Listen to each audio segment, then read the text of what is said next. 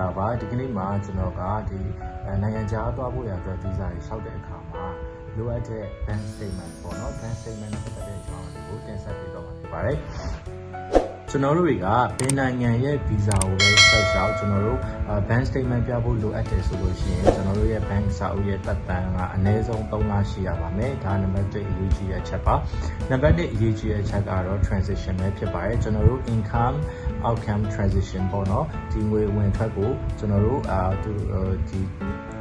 ဒီချာလေးပြပေးရမယ်ပေါ့ဥပမာကျွန်တော်တို့ကဥပမာ student visa လျှောက်တယ်ဆိုလို့ရှိရင်ဒီ student ဒီတယောက်ရဲ့ပေါ့နော်ကျောင်းသားတယောက်ရဲ့ကိုတော့တက်ဆိုင်ရာနိုင်ငံမှာနေထိုင်မဲ့ expense ပြီးလို့ရှိရင်ကျောင်းလာကပေါ့အစားရှိသဖြင့်ပေါ့နော်ဒီကျောင်းသားတယောက်ရဲ့လစဉ်နှစ်စဉ်ကုန်ကျစရိတ်ကိုcover ဖြစ်ဖို့ရအတွက်သူတို့ cover ဖြစ်မဖြစ်စစ်တာပါကိုယ့်ရဲ့ဝင်ငွေရ bank နဲ့မှာဒီ transaction မှာပေါ့နော် income တစ်ခုအနေနဲ့ဒီ amount ဒါလစဉ်ဒီလောက်ဝင်နေနှစ်စဉ်ဒီလောက်ဝင်နေအဲ့ဒီ amount ကဒီ student တယောက်ကို support လုပ်ဖို့ရအတွက် coverage ဖြစ်လာပေါ့နော်ဒါဒီ cover ဖြစ်လာပေါ့ supporting ပေးနိုင်ရတာပေါ့ကိုယ့်ရဲ့ income ကအဲ့ဒါကိုကြည့်ပါတယ် income နဲ့ outcomes ကိုကြည့်ပါတယ်အဲ့ဒီတော့ကျွန်တော်တို့တွေ bank statement ပြရတယ်ဆိုလို့ရှိရင်တော့ transaction ကအရင်ကိုအရေးကြီးပါတယ်အဲ့တော့ bank transaction ကိုယ့်ရဲ့ income transaction အရေးကြီးပါတယ်ဒါနံပါတ်1ချက်ပေါ့နော်နောက်ထပ်တစ်ချက်ကတော့ကျွန်တော်တို့ဒီ balance ပေါ့အဲ့တော့ကျွန်တော်ဒီ balance ကလည်းအရေးကြီးပါတယ်ကျွန်တော်ဒီ visa processing လုပ်တဲ့အခါမှာ balance ကိုကြည့်ပါတယ်ဒီ balance ကိုကြည့်တဲ့အခါမှာဒီ expand ဖြစ်မဲ့ amount ကို cover ဖြစ်လာပေါ့ cover ဖြစ်လာဆိုရဲဟာကိုလည်းကြည့်ပါတယ်ဒါအများအဖြစ်တော့ပေါ့နော်ကိုရဲ့ဒီ visa category ပေါ်မှာမူတည်ပြီးတော့ဒီခီးစဉ်ကဒီဘယ်လောက်ကုန်ကျစေကုန်ကျနိုင်ရရှိတယ်ပေါ့အဲ့ပေါ်မှာမူတည်ပြီးတော့ဒါ cover ဖြစ်ရမယ်ပေါ့ဒီခီးစဉ်ရဲ့ cost ကို cover ဖြစ်ရမယ်ဒါ student တင်မဟုတ်ဘူးအလဲသွားမယ်ဆိုလို့ရှိရင်လည်းဒီခီးစဉ်ကိုအလဲသွားတဲ့အခါမှာဟိုမှာလေရင်လက်မှတ်ဟိုမှာနေဖို့ပေါ့နော်ဒီ accommodation ပြီးရင်ဒီ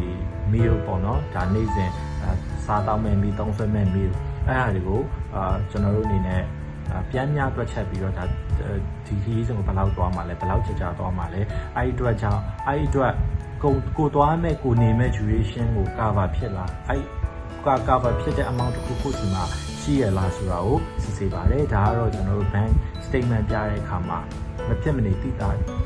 တဲ့အကြောင်းအရာတွေပဲဖြစ်ပါတယ်အဲဒီတော့ကိုယ့်ရဲ့ bank statement ကိုဒီပြည်စုံအောင်ပေါ့နော်ကြိုတင်ပြင်ဆင်ပြီးတော့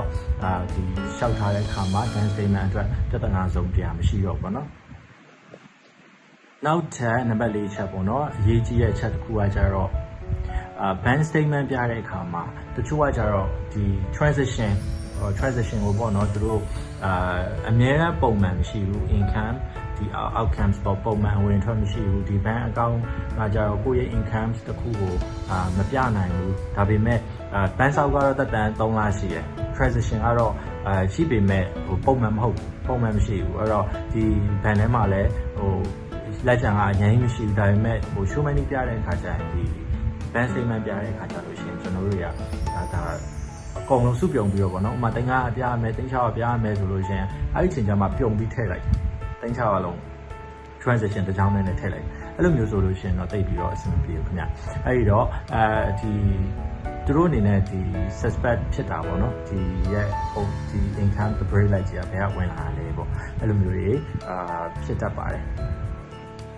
အဲ့တော့ကျွန်တော်တို့ခြုံကြည့်မယ်ဆိုလို့ရှိရင် bank statement ပြခိုင်းနေဆိုတာရေဘူးရအပြင်ကိုယ့်ရဲ့ပုံမှန် income ကိုကြည့်နေတာပေါ့နော်ဒီ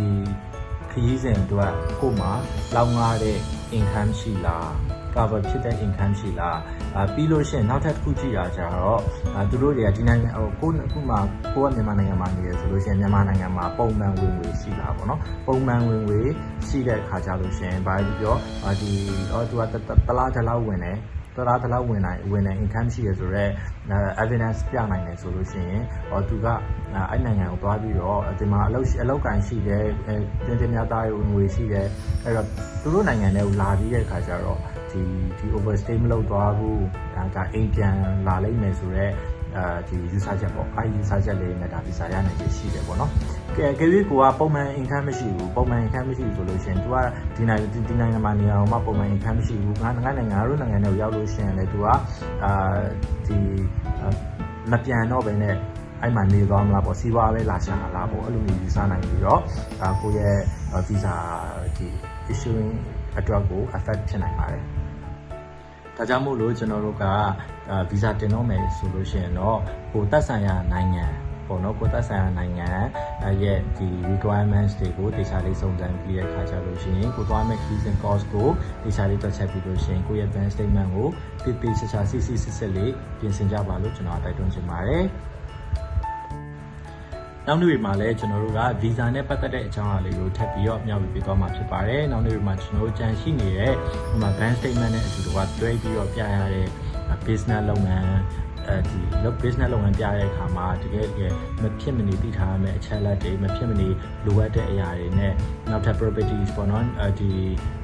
ရွေ့လျားမရွေ့ရှားနိုင်တဲ့ဒီပိုင်ဆိုင်မှုပြတဲ့အခါမှာလိုအပ်တဲ့ဒီအကြောင်းအရာလေးတွေကိုထပ်ပြီးတော့တင်ဆက်ပေးသွားမှာဖြစ်လို့ကျွန်တော်ရဲ့ channel လေးကို subscribe လုပ်ထားပေးပါဦးเนาะအခုလိုကြည့်ရှုပေးကြတဲ့တယောက်ချင်းစီတိုင်းကိုကျေးဇူးတင်ပါတယ် visa တွေအဆင်ပြေပြေနဲ့ရရှိပြီးတော့ကိုသွားချင်တဲ့နိုင်ငံကိုမြန်မြန်ဆန်ဆန်နဲ့ရောက်နိုင်ပါစေလို့ဆုတောင်းပေးလိုက်ပါတယ်ခင်ဗျာ